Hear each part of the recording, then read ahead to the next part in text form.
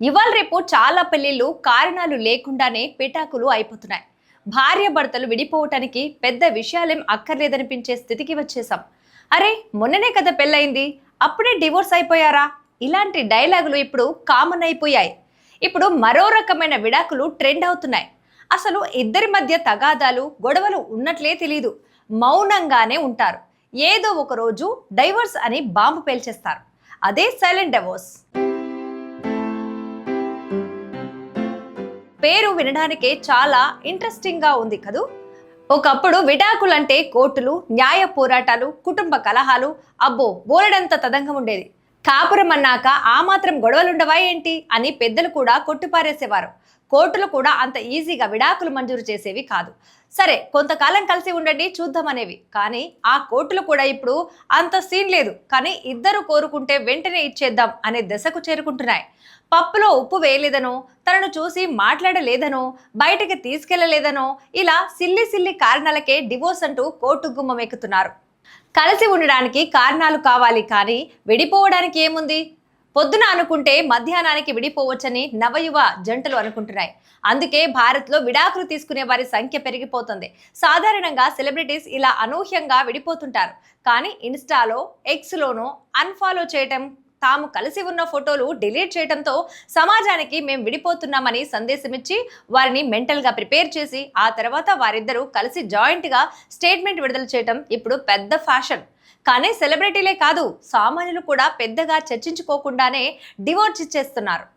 ఎవరైనా సరే అభిప్రాయ తేడాలు వస్తే అంతే, కేల్ ఖతం దుకాన్ బంద్ అనే లెక్కన విడాకులు తీసేసుకుంటున్నారు. ఇదే సమయంలో మరో రకమైన విడాకులు కూడా ట్రెండ్ అవుతోంది. అదే సైలెంట్ డివోర్స్.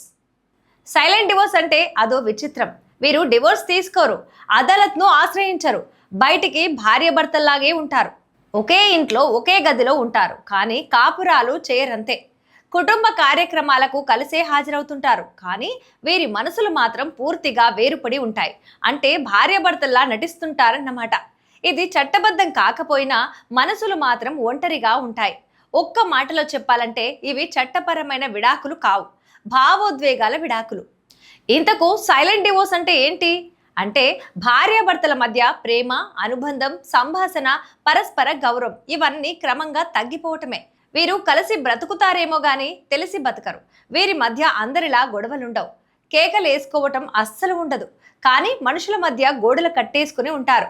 భార్యాభర్తలు అన్నాక ఆ మాత్రం అనుకోకుండా ఉంటారా ఏంటి? పొద్దున ఎంత కొట్లాడుకున్నా రాత్రి అయ్యేసరికి కలిసిపోతారనే సూత్రం ఇక్కడ అస్సలు పనిచేయదు. ఎందుకంటే వీరు పగలు కలిసి ఉంటారు, రాత్రి ఖచ్చితంగా విడిగానే ఉంటారు. సైలెంట్ డివోర్స్ ను ఒక్క ముక్కలో చెప్పాలంటే ఒకే ఇంట్లో ఇద్దరు అజ్ఞాతుల్లా జీవించడం. ఇదే దీనికి సరైన నిర్వచనం.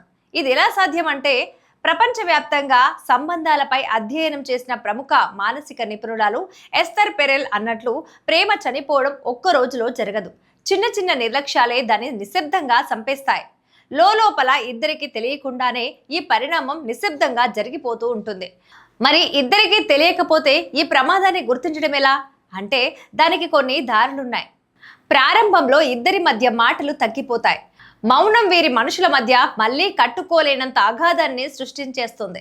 పెళ్ళైన కొత్తలో చాలా నార్మల్గా ముద్దు ముచ్చట్లతో సరదాగా కనిపించే జంటలు క్రమంగా ఎవరికి వారు బిజీ అనే మోడ్లోకి వెళ్ళిపోతుంటారు. భోజనం చేసావా, బిల్లు కట్టావా అలాంటి అవసరమైన మాటలకే పరిమితమవుతారు. ఒక ఐటీ ఉద్యోగి ఉదయం వెళ్ళి రాత్రి ఆలస్యంగా వస్తాడు. భార్య కూడా ఉద్యోగంలో బిజీ. ఇద్దరు ఫోన్లలోనే ఎక్కువ సమయం గడుపుతుంటారు. ఒకే ఇంట్లో ఉన్నా ఎదురు పడరు, ఎవరి స్పేస్లో వారు ఉంటారు. ఇద్దరికి మాట్లాడే సమయం ఉండదు. ఇదే మొదటి ప్రమాద సూచిక. ఆ తరువాత ఇద్దరిలో భావోద్వేగాలు తగ్గిపోతుంటాయి. అసలు మొగుడు పిల్లల మధ్య ఉండాల్సిందే భావోద్వేగ అనుబంధం. ఆ ఎమోషనల్ బాండేజీ వీరి మధ్య తగ్గిపోవటమే, అసలు ఏర్పడకపోవడము జరుగుతూ ఉంటుంది.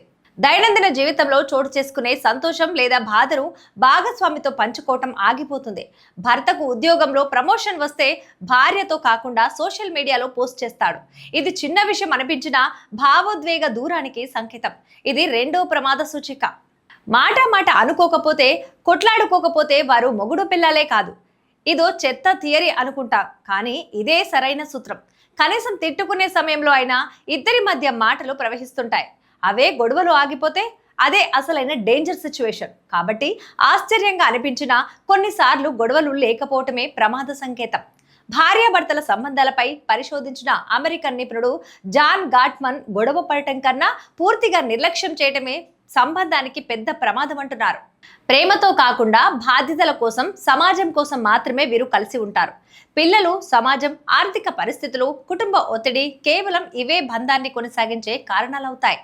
పిల్లల చదువు పూర్తయ్యే వరకు మాత్రమే కలిసి ఉండాలని నిర్ణయించుకునే జంటలు ఈ మధ్యకాలంలో చాలానే ఉన్నాయి.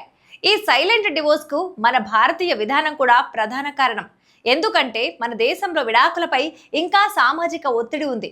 అంత ఈజీగా విడిపోవడానికి ఎవరు అంగీకరించరు. సలహాలు, సూచనలు, సర్ది చెప్పటాలు ఉంటాయి. అందుకే చాలా మంది చట్టపరంగా విడిపోకుండా ఇలా సైలెంట్ గా విడిగా జీవిస్తున్నారు. కుటుంబ పరువు, ఆర్థిక ఆధారపడటం, పిల్లల భవిష్యత్తుపై ఆందోళన, పెద్దల ఒత్తిడి ఇవే సైలెంట్ డివోర్స్ ను పెంచుతున్నాయి. సో చూసారుగా, ఇన్స్టాగ్రామ్ లో హ్యాపీ ఫోటోలు, బయటకు పర్ఫెక్ట్ కపుల్ గా కనిపించడం, ఇవన్నీ చూసేసి వారేదో ఆదర్శ జంట అని ఊహించేసుకోకండి. ఇంట్లో అది వారి బెడ్రూమ్ లో ఎలా ఉంటున్నారనేదే పాయింట్. ఆన్లైన్ లో దగ్గరగా, ఆఫ్లైన్ లో దూరంగా ఉండే సైలెంట్ డివోర్స్ జంటలు చాలానే ఉన్నాయి. సైలెంట్ డివోర్స్ అనేది కోర్టుల్లో కనిపించదు, కానీ వేలాది మంది ఇళ్లలో ఉంటుంది. అరుపులు లేకుంటేనే శాంతి కాదు, మాటలు లేకపోవటం ప్రమాదం. ఒక సంబంధం కూలిపోయేది ఒక్కసారిగా కాదు, అది మనకు తెలియకుండానే జరిగే పరిణామం. కలిసి జీవించడం మాత్రమే కాదు, కలిసే ఉండటం కూడా ముఖ్యం.